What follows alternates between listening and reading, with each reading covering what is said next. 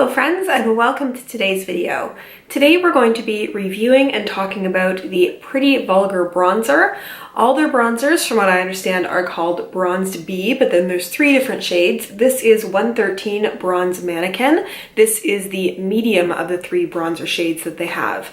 I've talked about Pretty Vulgar a lot on my channel, so I'm not going to talk about their brand at all. I'm going to get into telling you about this bronzer. I am going to apply it. I'm going to ask you my questions that I don't understand about bronzer, and then give you my thoughts on this. And I will put timestamps down below for all of that. If you do hear any strange noises or whistling or anything during this video, it is like crazy high wind outside and like a windstorm and blowing snow, which makes it a great day to talk about how to get an artificial sun-kissed look, since there is no sun to be had right now. If you are purchasing this in the US, it is, I believe, $32.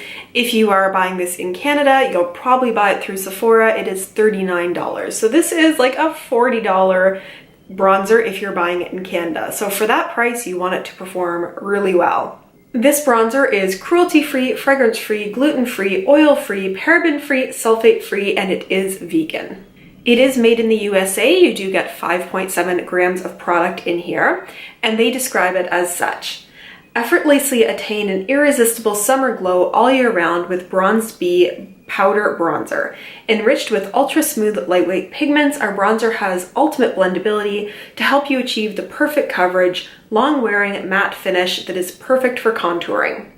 So for application, they say to simply sweep your brush over the powder and gently dust along your forehead, under your cheekbones, and across your jawline to create a gorgeous sun-kissed glow.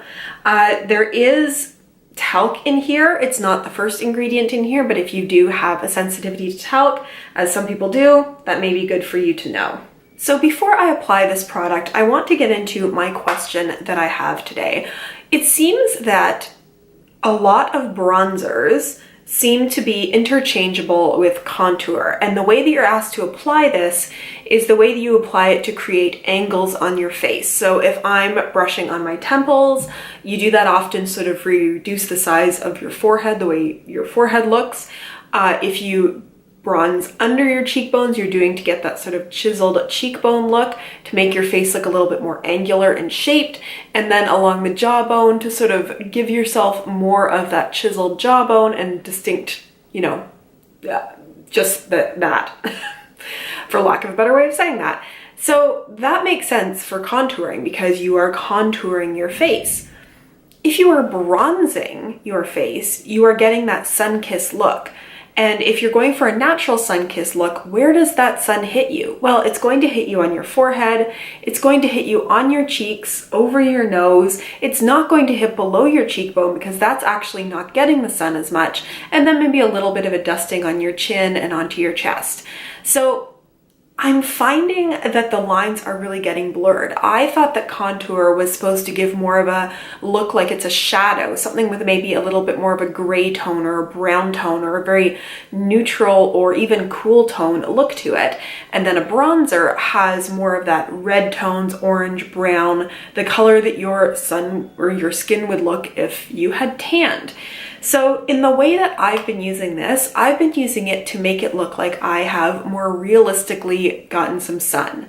That means that I'm not using it in the way that they describe, which I will show you. I will say in using this that it is fairly dusty, and because I probably should be using the lightest tone of this, I do use a very light touch with it. So I'm actually using a domed brush here, and I do that so that I have the option of either using the whole space of it or using just the tip of it if I want a little bit more control. So I'm going to tap in here, and I think you can see that I hope you can see that picks up a fair bit, so I'm just tapping it off. And did I bring a mirror in here? Of course I didn't. That would make my life too easy. So I'm just going to try to do this in the viewfinder of the camera. So I'm going to start with my forehead, adding a bit of warmth and bronze there. And I go in layers because it's always easier to take away, or to add more than to take away, I should say. So I think you can see there's this side of my face and then this side, and this just has more of a tan, just a little bit more sun-kissed. So I'll just match up the other side in the same way. Oh, that blowing wind. So there, now my forehead looks a little more realistically like I've gotten a tan, like I've gotten some sun. So for going in on my cheeks then, I'm going to hit this area. I already have a little bit of pinkish blush on right now, but it means I'm going down my temples and then actually over my cheeks rather than under my cheekbones.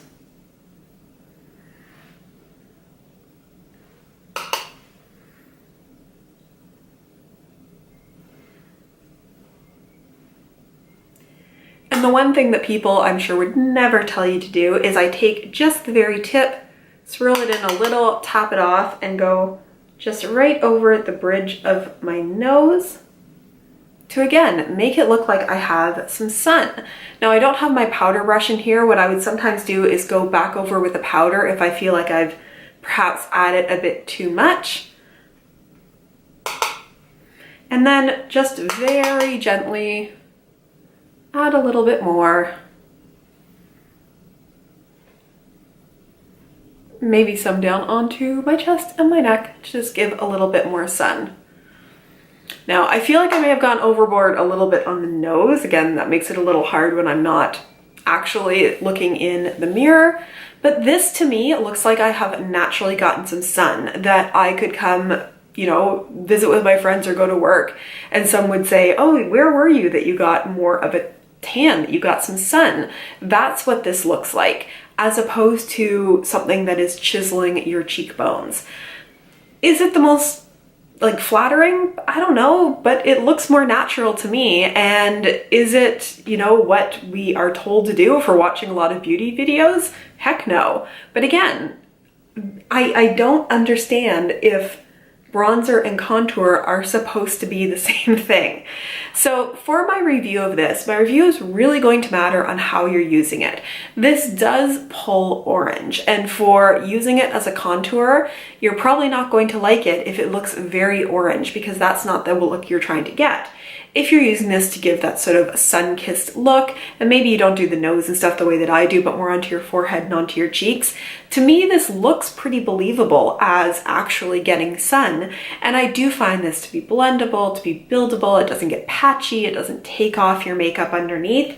So if you are using this to mimic what sun or a tan would look like, I think this does it really well. If you want to use this as a contour, which is kind of how they told you to use it, I think you're going to find it pulling really, really orange. So I want to ask all of you, what do you understand about bronzer versus contour versus how you're using it and the different tones and what you may want in the different ways that you're using it? How do you use it?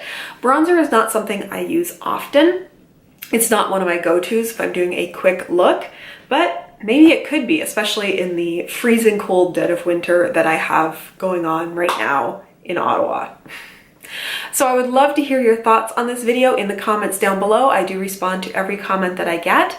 If you like this video and this review, please give it a thumbs up. I would really appreciate that. I probably shouldn't be pointing at you. I'm gonna put those down. Subscribe if you haven't subscribed already, and I look forward to seeing you in my next video. Thanks so much and have a great day. Bye.